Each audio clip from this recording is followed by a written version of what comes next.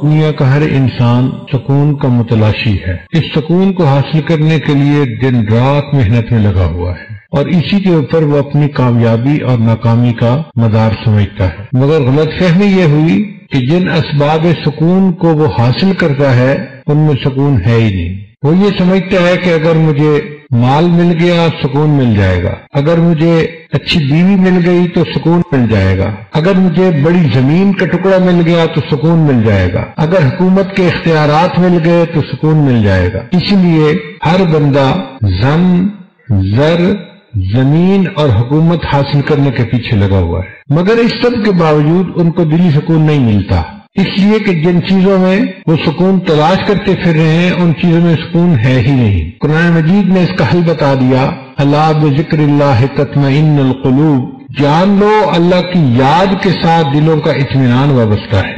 نہ دنیا سے، نہ دولت سے، نہ گھر آباد کرنے سے سکون دل تو ملتا ہے خدا کو یاد کرنے سے۔ تو جو انسان اللہ کو یاد کرے گا اللہ تعالیٰ اس کے دل میں سکون عطا فرما دیں گے۔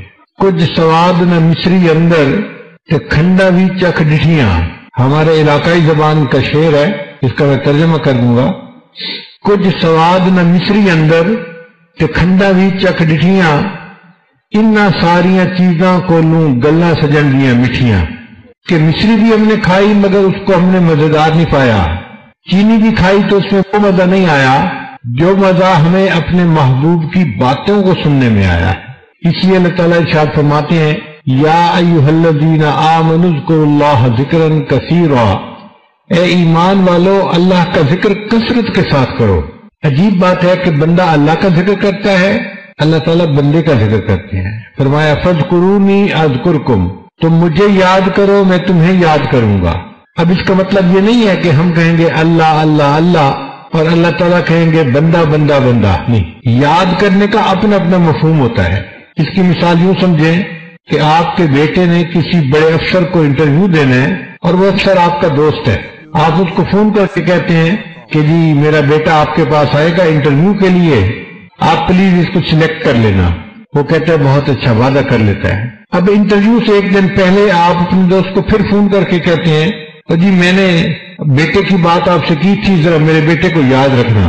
اس کا کیا معنی ہے میرے بیٹے کو یاد رکھنا؟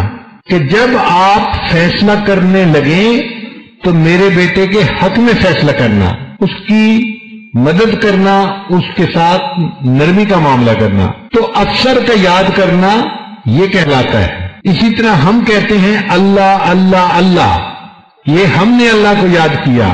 اور اللہ بندے کو کیسے یاد کرتے ہیں کہ اللہ جب بندے کے اوپر حالات بھیجتے ہیں تو نرمی کا معاملہ کرتے ہیں، اپنے بندے کی مدد فرما دیتے ہیں۔ یہ اللہ اپنے بندے کو یاد کر رہے ہوتے ہیں، اے میرے بندے تو مجھے معذرت کے ساتھ یاد کرنا، میں تجھے مغفرت کے ساتھ یاد کروں گا۔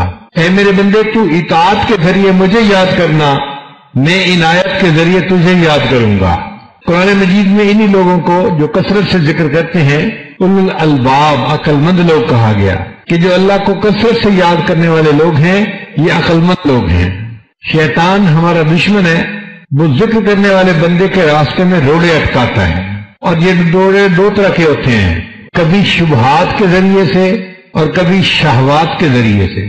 شبہات کے ذریعے کا کیا معنی؟ کہ دل میں شبہ ڈال دیتا ہے اللہ تعالیٰ کے وجود کے بارے میں، شریعت کے بارے میں، احکام شریعت کے بارے میں، اور یہ چیز اس بندے کو کفر تک پہنچا دیتی ہے۔